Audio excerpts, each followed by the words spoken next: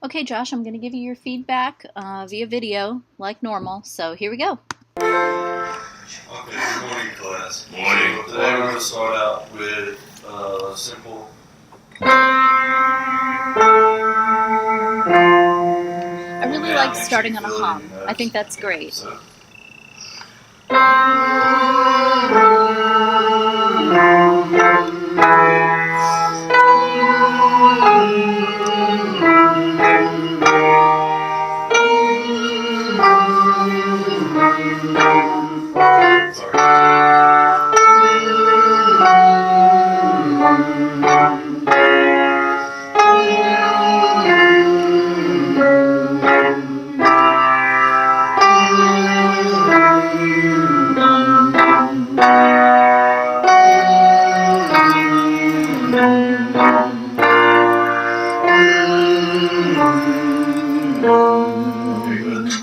Now let's go back up to here.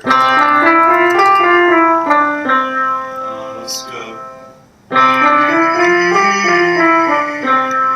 Good vocal modeling. Your piano playing is fine.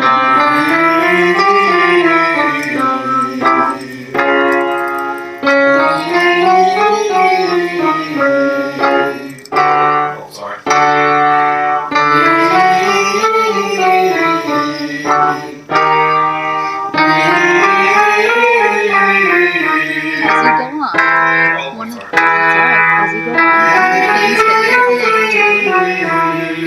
Just like you did, look up and, well, I think you're looking up at the ceiling. There you go, now you're looking at us a little bit more. There you go. Okay, good. So now let's go to some etudes. You don't even have to tell us they're etudes, it's okay just to, I mean, they don't need to know it, but it's fine if you use it. Fa, sol, fa, sol, fa, mi, re, mi, fa, sol, fa, mi, re, do, do. Can we do that? Again? Can we? Okay, let's see.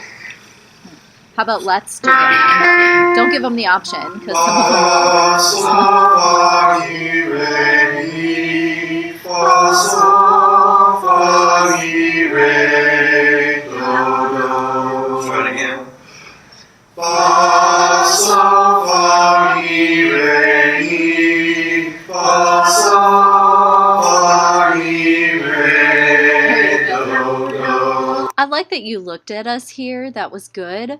I see you right now where I paused it. You're looking at me. I think you're trying to gauge my reaction to see whether I'm buying what you're doing, because you're not sure about it right now. I don't know why though. It's fine. You're taking a pattern from the piece, and it's a fine one. They're going to repeat it a lot. So, you know, that's kosher in my book.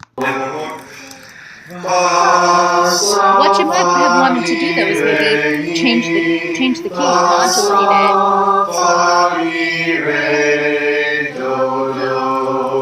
Okay, let's go to our next one.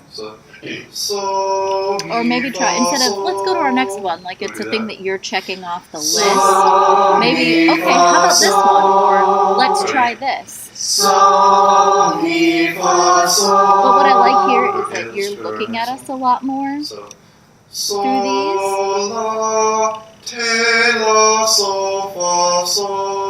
It was great that you put the te in there.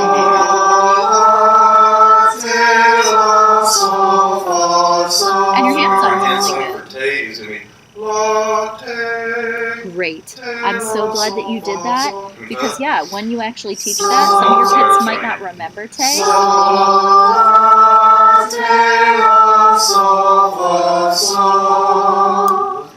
And one of the things that you'll remember is that even Kristen, she was like, yeah, I'm really glad that you showed us the hand sign for te, because I didn't remember it. So yeah, that was really good. I love that you pulled that in, because that te, that lowered 7th degree, is going to be, you know, important to them singing the song. And so that was a good one. Maybe just modulate it through a couple of different keys. They don't have to be a lot, just a couple, to give them the idea that, oh yeah, it's lowered, regardless of what the key is, you know what I mean? So that would be a good thing to do.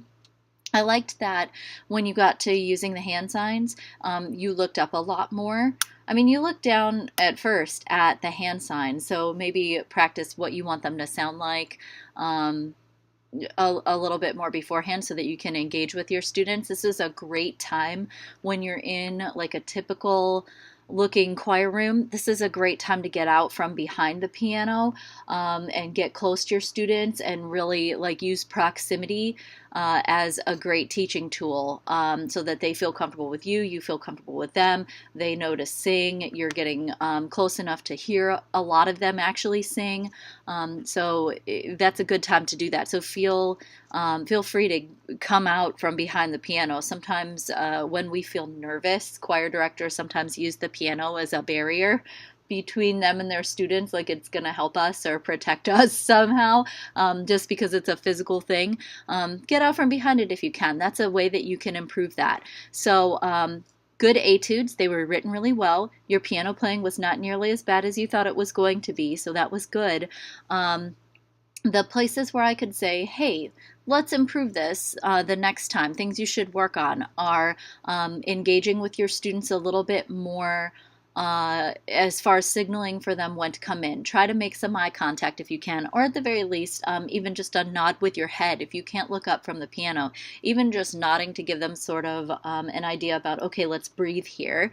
Because breath is so important to singers, and oftentimes in middle school our singers aren't breathing as low as they should be. They're usually taking some high breaths, so some good modeling of that when you're standing up is a good thing too. And then let's see. Some specific feedback. I think that's a thing. You said good to them a lot, but I'm not exactly sure what you thought was good about their singing. Were they singing with good tone? Did they have nice blend? Were their vowels good? I wasn't sure. So see if maybe when you're listening, have some ideas in your head about what you're listening for when you're doing a warm up, and then give them some specific feedback about whether you thought it went well or not. So when you say good, give them a good reason instead of using good as a comma. So that's some ways that you can keep this going. This was a great teaching episode. I thought you did really well. So let's just take it up from here and keep improving.